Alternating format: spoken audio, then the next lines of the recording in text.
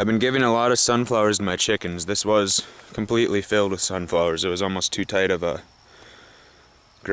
pattern, but these are the ones that are a little bit behind the others. My mom was mad at me when I started ripping them out, but I just make use of them, and this wasn't the most fertile soil. This one right here got the tallest, and I guess my estimation for its height would be about 7 feet. And according to the package, they're supposed to get 8 to 12, but I didn't use commercial fertilizer, and I didn't use compost. My soil was just clay, well, not 100% clay, but a really heavy soil that's basically a clay loam, and mixed with peat to lighten it up, but it didn't add nutrients. So, but by next year, I'll either just by mulching and composting, I'll richen up the soil, or else chicken manure, or I might just put some cow manure straight into it. And here we got the combine. Got an old combine out getting ready for harvest season. Other thing making summer busy for me, but look at this mess. Here's another thing that I'll never do again. Inside of this mess, this jungle right here of tomatoes, there's a 4x8 planter. And they really haven't done poorly at all. But how do you suggest I harvest this?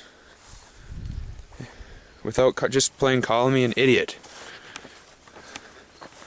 Maybe if I put a fence around it, I could have contained them all, but they just took off. And I even had pepper plants and everything. What happened with the sunflowers here is that I had them lined up against the building like those ones. But of all places in my yard, right through there used to be pasture behind the woods there. And so there's no tree cover, and that's west. That's the prevailing winds come out of there. And there was a stormy day, and it just knocked these things down. And I haven't even tipped them back up. You can see some of these sunflowers have just, they've done okay, and this one's kind of, I probably would have wanted to grow some more, but I don't know, I'm taking a low maintenance approach to gardening, if you can't tell already. So I've just left them. Now this is another just, if I had known how much space they take up, man alive. But these are pumpkins, and this darker one is a squash, and there's some peppers in there. And when there was a lot of open space, I planted radishes, and I've pulled most of them now. But this is a radish, and I'm letting it seed out. It's kind of cool how big it gets.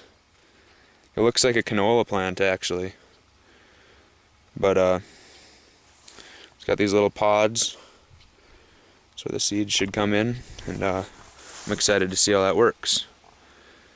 But I'm also excited to see how many pumpkins and squash I get out of this planter.